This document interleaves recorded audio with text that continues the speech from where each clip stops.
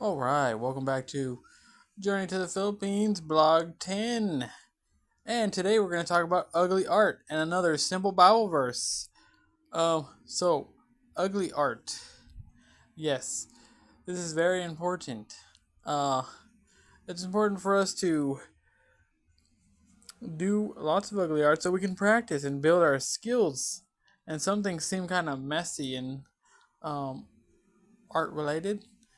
And then we get a little bit better and a little bit better over time. And I like to draw things that are interesting to me.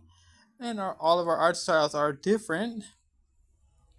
And this is just one way to grow your art style. So it's very important to do all the ugly art you can. And feel free to make all the messes you want. And about my journey to the Philippines. So I also wanted to, through this art, I wanted to show you the 10 of the cutest babies ever, the family. Me selling hot dogs here that conveys my entrepreneurial spirit. And that's right, I sure rather work for myself one day, and I hold that as a real accomplishable goal.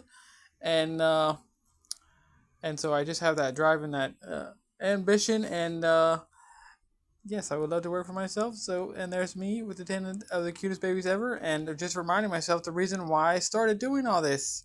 Um, I'm not really a money guy or even an art guy, but it is one of the pillars of my life. But the real reason why I started doing this was to have 10 of the cutest babies ever and find a beautiful 7-day Adventist wife. So this art reminds me of, and here we got this wonderful customer. I love the customers. This gentleman has come out of his office here. He's busy doing Tesla stuff, probably launching rockets off into space, and he's here to buy a wonderful veggie dog. And then we got here down here. Jesus will help you, and he helps you get to a, a new heart. He gives you a heart of after his own laws, and it is a wonderful heart that we all want.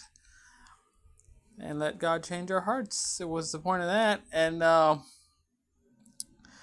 I hope that made sense, and just encourage you to just be creative and just draw whatever you want. And I kind of want to relate this to a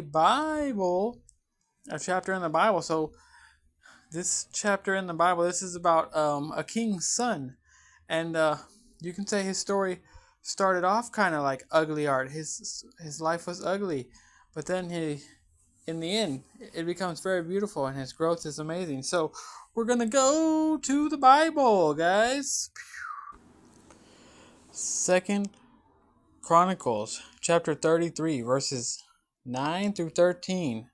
But Mezaniah led the people of Judea and Jerusalem to do even more evil than the pagan nations that the Lord had destroyed when the people of Israel entered the land. The Lord spoke to Mezaniah and his people, but they ignored all his warnings. So the Lord sent the commanders of the Assyrian army, and they took Mezaniah prisoner. They put a ring through his nose, bound him in bronze chains, and led him away to Babylon. But while in deep distress, Mezaniah sought the Lord, his God, and sincerely humbled himself before the God of his ancestors. And when he prayed, the Lord listened to him and was moved by his request. So the Lord brought Mezaniah back to Jerusalem and to his kingdom. Then Mezaniah finally realized that the Lord alone is God. All right, yes. So I wanted to bring you the Bible, and if you go to those chapters, Second Chronicles chapter 33, verses 9 through 13, that king's son was in big trouble. He did some very, very terrible things. Even burned his own kids in the fire and practiced witchcraft. And things today we would give you the death penalty for.